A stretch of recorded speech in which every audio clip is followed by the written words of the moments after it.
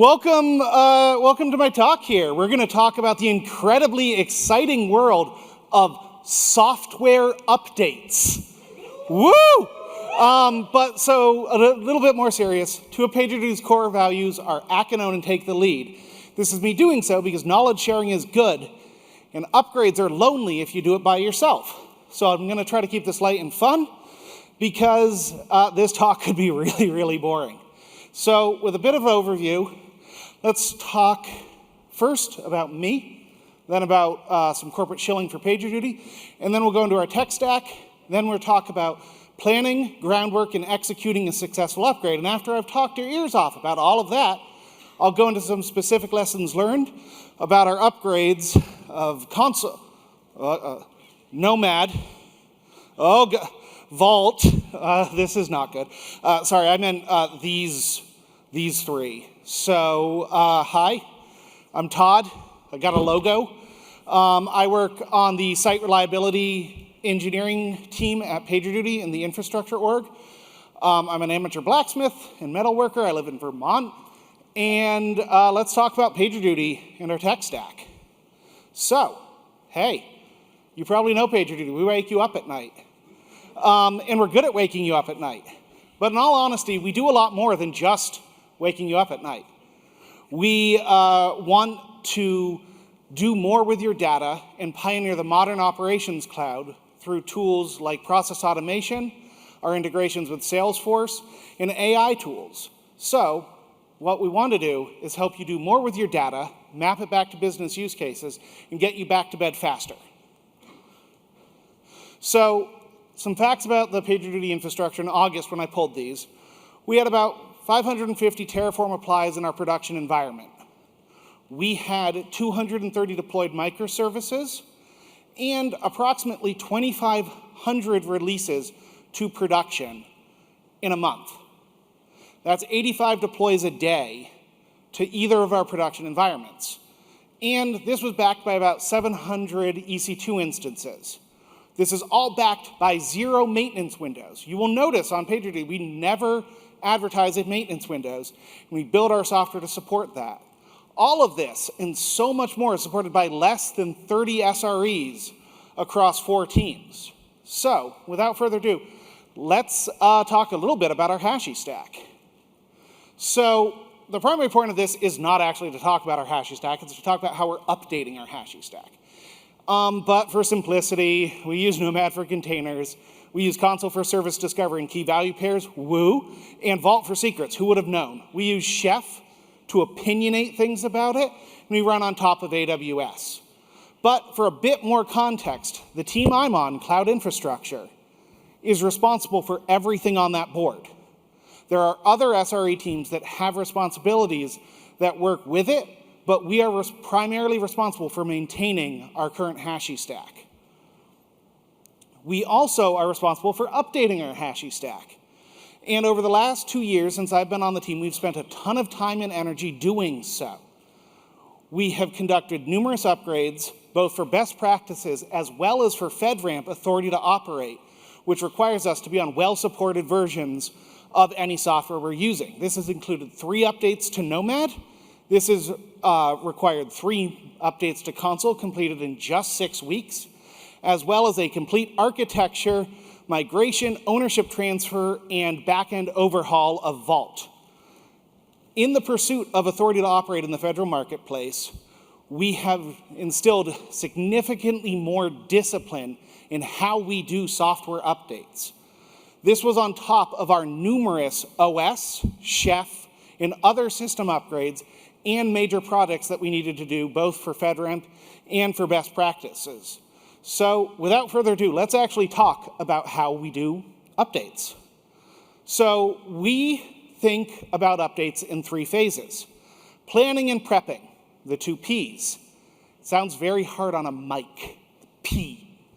Additionally, we have laying the groundwork, taking the work from phase 1, the 2 Ps, and making that actionable. And then finally, step 3, execution, where you do the thing.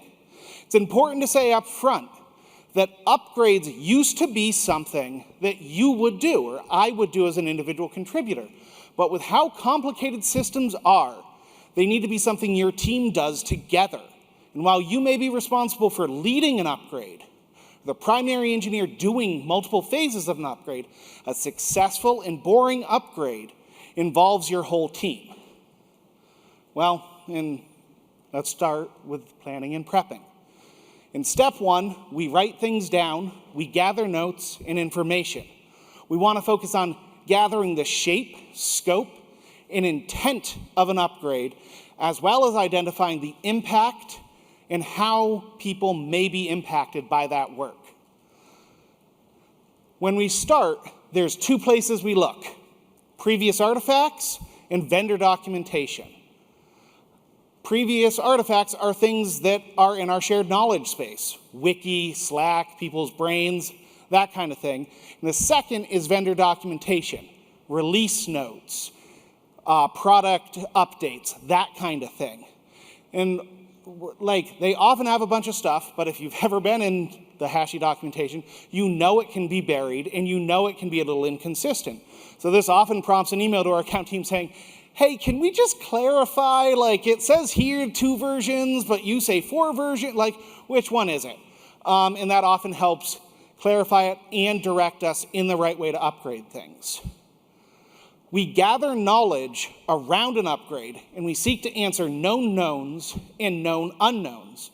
For example, if a feature is being deprecated, I'm not going to know that, but the vendor release notes will. On the other hand, the vendor release notes aren't going to know that if I don't do foo steps, I'm going to break database bar. In our case, it's Consul template and HA proxy in our load balancers. So this is our chance to step through these things to minimize issues to teams. Your account team or your favorite community or both, Reddit, Discord, who knows, can help you answer unknown knowns, or at least give you a good panic attack about bugs, things that don't work, weird or novel interactions, things working wrong, or my favorite, things breaking after they work. However, we can't control those. Those go squarely in the unknown unknowns. What we want to do is work to mitigate them. More about this later. A second way of thinking about this is taking things out of the things you don't control and moving it to the things you do control. You likely know how your Docker containers are deployed, how their networking works, or other features, but you may be less clear on edge cases.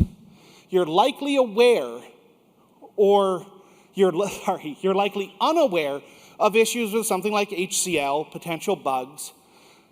I think that in this chart, it's important to recognize people. While we personally haven't perfected mind control, we can control and set expectations and keep people well informed and making sure that they stay well informed during an upgrade. So what does this look like at PagerDuty? We use what we call a one-pager. The one-pager allows us to communicate intent, responsibility, and known knowns and known unknowns, the things we talked about earlier. Equally important, it lets us define what success looks like, provide visibility outside and clarity inside our team. This also communicates likely timelines as well as expectations of the work needed. That is to say, things like epics or phases, and it's not important to be 100% correct here. We aren't robots yet.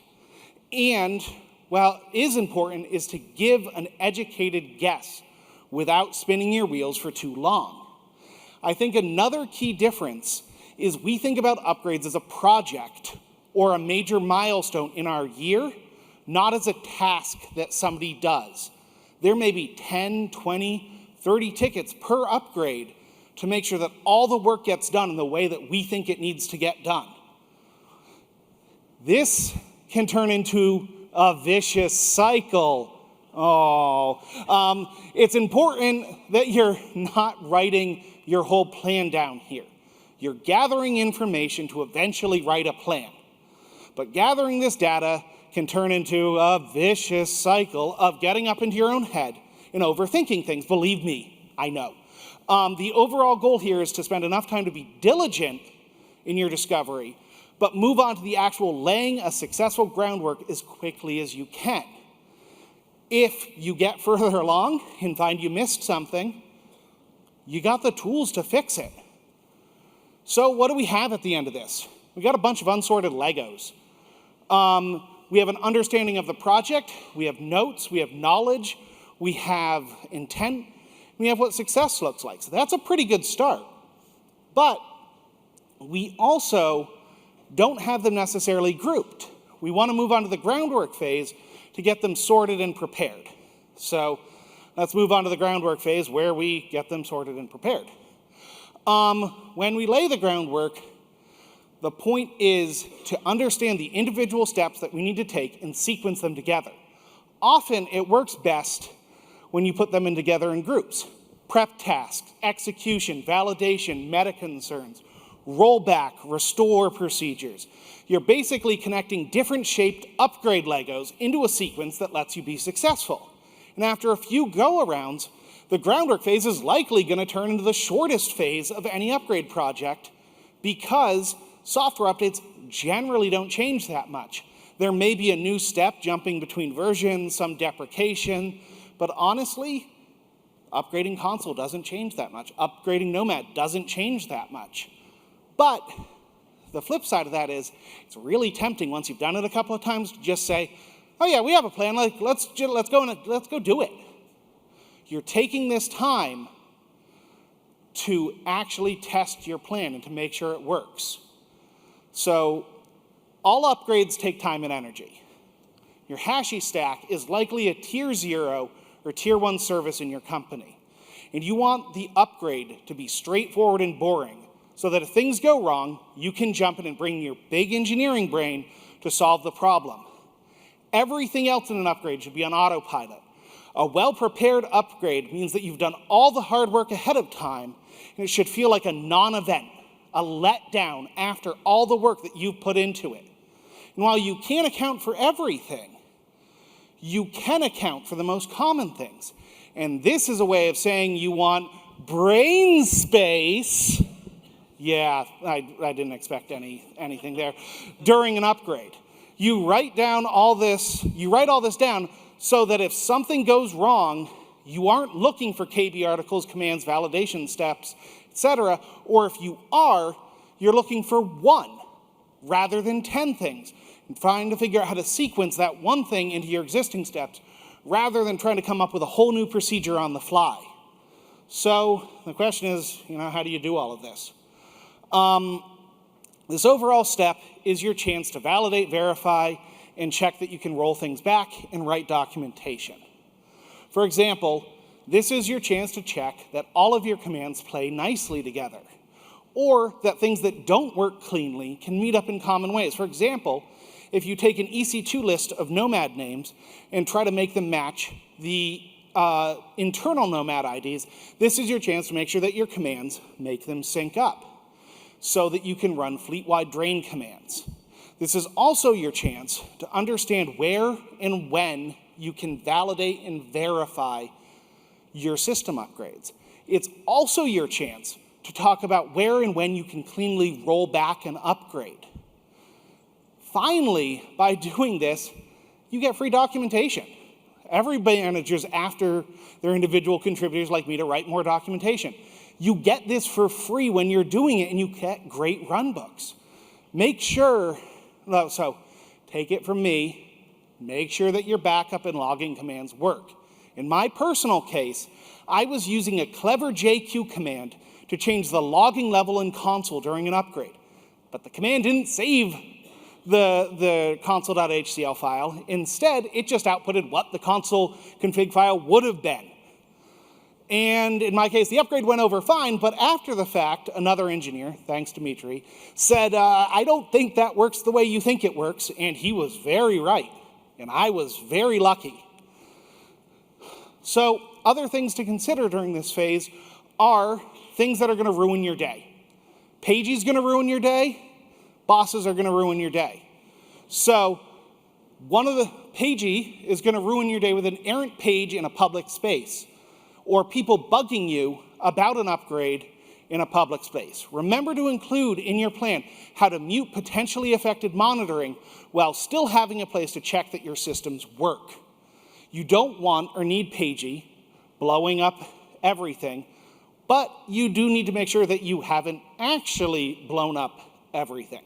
Additionally, if you use Slack or Teams, tell people where they can follow along with an upgrade so that you don't get pinged by 10 people asking if a weird blip was your fault, or even worse, thinking that your upgrade is causing issues and stopping to investigate nothing.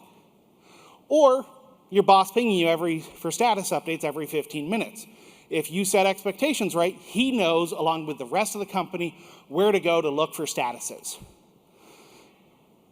We brought this slide back. In terms of what we're doing, we're moving things from the right to the left. We're trying to get as much control over things as possible. And while we can't fully control users, bugs, or edge cases, we can at least move them and make them more under your control because you have everything else completely under control. What should you have at the end of this phase? You're going to have some sweet upgrade Legos. You're going to have some green ones, some yellow ones, some blue ones. It's going to be great. And you're going to have a skeleton of assembled Lego blocks. This plan should have all the component steps, prep, communication, validation, etc., but it's not going to have things like the final server list. It's not going to have any PRs that you need to prep. It's going to have spaces where you're going to put those in. But those get filled out in the execution step. It's the execution step. I work with an Englishman who says it's what it says on the tin. The execution step is where you do the execution. First things first, you take your plan, you add the specific details that we just mentioned, host, names, prep PRs, blah, blah, blah. You communicate the date of the change. If you work in an ITIL shop, you've already done all the work. You've written a plan, you've written rollback, you've written communications plans. But regardless of whatever kind of control system or lack of control system you're doing, you're answering who, what, where, when, why, how, and so what. It's first grade stuff all over again. And if you've been following the process, 99% of this is already done. PagerDuty, we don't use ITIL, and we expect teams to upgrade software in a transparent fashion. And a long, long time ago, we used Failure Fridays to add strange and new failures to our systems and test how they would respond. We've written and talked about this idea before, and I'm not going to go over it in depth. But as we've gone to microservices, we've moved out of a Failure Friday model to a Failure Any Day model. A Failure Any Day happens any day. These plans are used as a shorthand to communicate when a team is doing work and they want that work to be visible across the organization, or they need cross-team support for something. For example, my team used the Failure Any Day model when we were upgrading to DNSSEC a couple of months ago, and we brought along all of the teams that had inbound services at PagerDuty and said, you need to have dashboards ready for this so that we know if we broke DNS, how it impacts you. We also try to be cognizant of time zones when we're doing this to ensure that there is adequate support in the event of any large-scale disruptions that inadvertently do happen. To run a Failure Any Day, we need 3 roles. We need an incident commander, a scribe, and subject matter experts. An incident commander is in charge of running the Failure Any Day. They don't need to be technical, but they are responsible for following your plan, checking that things happen, and gathering consensus on if steps are completed or validation steps look good. This can easily be your manager or a senior engineer or someone from outside your team completely. The goal is to have your plan in a spot where anyone can execute it given the right set of access and the right set of SMEs. A scribe's role in a Failure Any Day is responsible for communicating that work outside of your team and intercepting incoming communications so that it doesn't land on individual SMEs who are doing work. They're responsible for informing people about the start and end of a Failure Any Day, hitting the record button in Zoom, and oftentimes they actually live scribe the event so that if something does go wrong, we know when things happen for our post-mortem process. Can you scroll down a little bit more on my note? Thank you. So finally, we have subject matter experts. In this case, that's probably you. But if your plan's sufficiently robust, any member of your team should be able to execute on it. There might even be multiple SMEs that you want to rope in. In Cloud Infra's case, the incident commander is often the person who wrote the plan the first time. A senior engineer acts as the subject matter expert, and a junior engineer is the scribe, but that's not a hard rule. Sometimes you need to be all three, or the incident commander and scribe, based on how resources work or how other priorities land in your company. And then you go and do the actual upgrade, don't F it up. It's super easy, barely an inconvenience. Then you do it again. An upgrade is likely in a region, and you didn't spend all this time and energy just to do it once. You likely have multiple environments, regions, or more that you need to do it in. So when you're done, think about what went well, think about what didn't go well, reflect and improve, so that when you can do it again, you can do it better. And you'll notice the Legos have changed. In this case, they've rearranged to remove some steps and make things even better. So then you got to speed up and go faster. There's variable definitions of what gets you here. Automation, infrastructure as code, etc. can help you with upgrades. They certainly have helped my team. But I think more important is knowledge sharing and familiarity with systems, because upgrading Nomad is scary for new engineers. Bring your junior engineers along in your upgrades. Last year, we had a co-op who was doing production Nomad upgrades at PagerDuty because we wanted him to get that experience. He's now joined our team as a full-time engineer. Hi, Anthony. Cut down and bring your unnecessary steps under control. For example, during our first round of Nomad migrations, we had a comprehensive checklist that took at least 45 minutes to check in each region to make sure that we were good to go on to cutting client jobs over to new nodes. And after a couple of migrations, it was down to 10 minutes because we found a bunch of things didn't actually give us any more of an indication of success than other things. So let's talk about our special sauce. We artifact opinionated configuration stances in Chef. Like, this isn't rocket surgery, but certainly we have all of the entire way that we do configure our stack is in Chef. We pin default versions per environment, and we allow overriding them through the Chef inheritance hierarchy so that we are able to change software versions.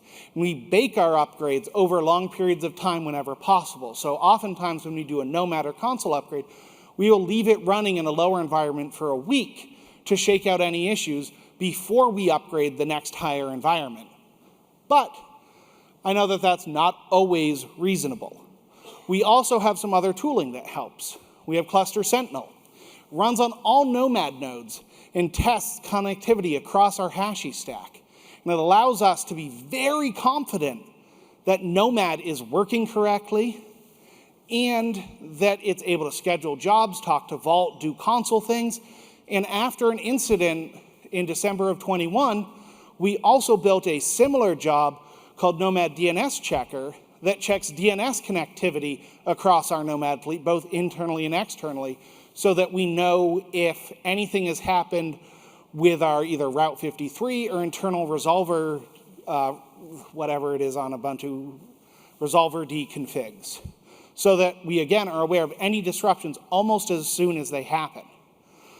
We use Backstage in a golden path. And outside of a few legacy services, our microservice environment is built using this golden path. And that allows us to build generic services that get deployed the same way. And if there's a big change, we're able to update the skeleton and ask service owners to reapply the golden path to get the new things. We also have a lot of CI/CD consistency across most of our services, allowing us controls there. For example, we check the HCL syntax of every job on every run in every deploy of a service.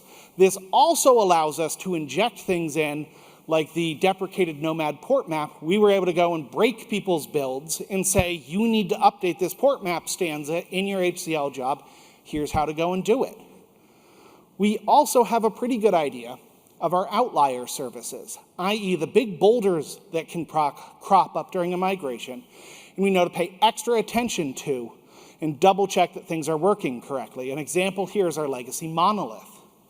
And now so you guys, I have a good Raft joke. Actually, I don't know any good Raft jokes, but if we all do, that works. So look, every piece of software is different, but we're at HashiCorp. Let's talk about some Hashi things. Their products run Raft. Raft has a leader. Don't upgrade their leader first. Don't cause unnecessary leader elections. Test what happens when you upgrade a single node. How long does it take? Does it cause issues? Does it cause elections? Again, like, none of this stuff is rocket surgery, but it is all things that you don't think about until you start causing them. And in particular, build your upgrade plans to explicitly check and make sure that you haven't triggered leader elections and that you aren't about, and if you do, that you aren't about to do it again. And finally, make sure you have good ways to check this information. If it isn't in your documentation, it should be, or it will be when you're done using your artifacts to start your whole process again.